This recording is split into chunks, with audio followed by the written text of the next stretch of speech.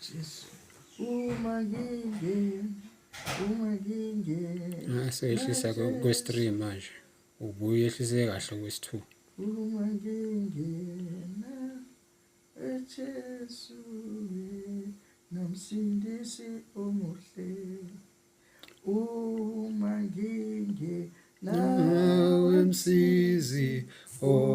msizi oyingcwele ngingabona insindiso yomoya nomzimba wami lenhlalakahle lempilo uma ungekho kimi yengeneka ucula ngendlela efanayo kodwa kufanele ukuthi iyashintsha kwenye indawo. Uma ngingena Jesu wena msindisi omuhle uma ngingena wemsizi oyingcwele ithini lapho ngoba iyashintsha lapho ayiqhubeki ngale ndlela besicula ngakhona.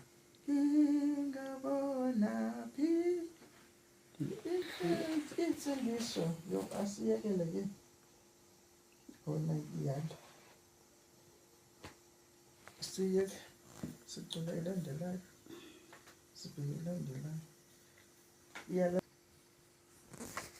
umzuzu nayo Jesu uyalususa njalo usizi nenkathazo uyaluxosha uvalo ngingenwe ukwethaba nanxa ngimbheka-ke ubuhle balomhlaba ngishayindiba umzuzu nayo Jesu kangeluthandanalo ngilethe njalo kuye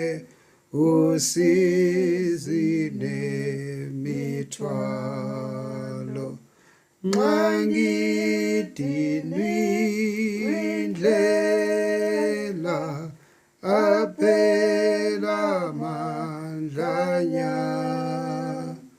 kuyongisiza impela umzuzu naye sengathi ngibe nawo mihleni yonke yami umzuzu nayo Jesu ekuhambeni kwami engikufisayo impela-ke yikho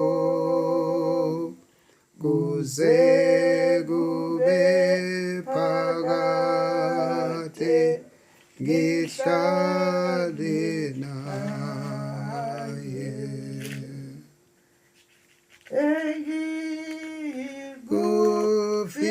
engikufisayo impela-ke yikho kuze kube phakade ngihlale naye. Uyolukuzana sicula isikhulu sofunda ngaphansi kwesihloko abafundi abaya e-Emmaus u-32 sifundayo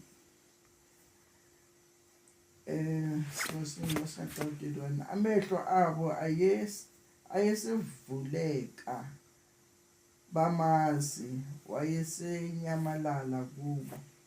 Bathi omunye komunye, inhliziyo yethu ibingavuthi yini phakathi kwethu lapho ekhuluma kithi endleleni nalapho esivulela imibhalo. Base besuka ngasona leso sikhathi baphindela eJerusalema, bafumana abayi-11 nababenabo behlangene ndawonye.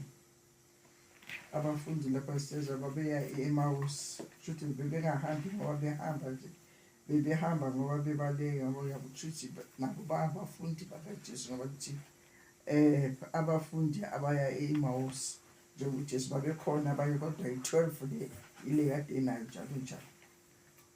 Behamba baye e-Emmaus, sekufika indoda yesithathu eseyingena iphendula izindaba lezi abazikhulumayo. Bayamangala ukuthi wena ungowakuphi, ungazazi indaba ezenzekalile la kule ndawo. uJesu Kristu wase ebaqalela ngezindaba, ebavulela,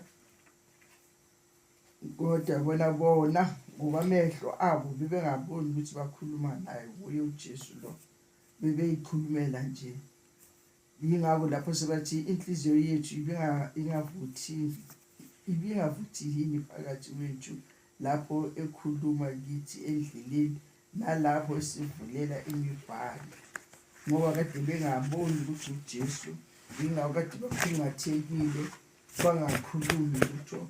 Yingakho uJesu abavulela imibhalo. Lapho imibhalo ethempelini yayisho ukuthi ithempeli leli uzalakha, lizawudilizwa lethempeli laseJerusalema, liphinde lakhiwe ngemva lizakwakhiwa ngezinsuku ezintathu. Babengaqondi ukuthi usho ini, kanti wayisho yena uqobo lakhe. Manje bavulela imibhalo, ababoni lutho, kusathule uthentulu. Lapho sebenyamalele khona, sekhathi bekhumbula, bebona ukuthi why besingavuthi, why besingafakazi nawo kade khona ehamba nathi kuyenzeka ngalesi sikhathi esikuso, thola ukuthi siyahamba nenkosi kodwa asiyiboni, asizwa lutho, noma sesisendleleni isibonisa asibheki, asiboni, ngoba sicabanga nje lolu valo olusiphethe ngezinto ezenzakalayo ezweni. So nabo banovalo lokuthi nje ubulewe inkosi yabo, bayabaleka baya kwenye indawo e-Emmaus. Bathi sebabona sokusa ngengqondweni yabo, babuyele emuva eJerusalema la kade besuka khona. Ngoba uJesu manje besephila ngokomoya, abengasaphila lo mzimba lo esiwubambayo, besephila ngomoya, ngomzimba kamoya, ukuthi akwazi ukungena nokufika la kuvaliwe angene. Lo moya lo ophumayo phakathi kwethu mase sihamba emhlabeni sishiya lo mzimba, ngoba uhamba kuvaliwe eminyango namafasitela, yonke into ivaliwe, uhambe umoya. So nawe Jesu besinalo moya, ngoba nalapha ethempelini bathola labafundi labo abayi-11 belapho.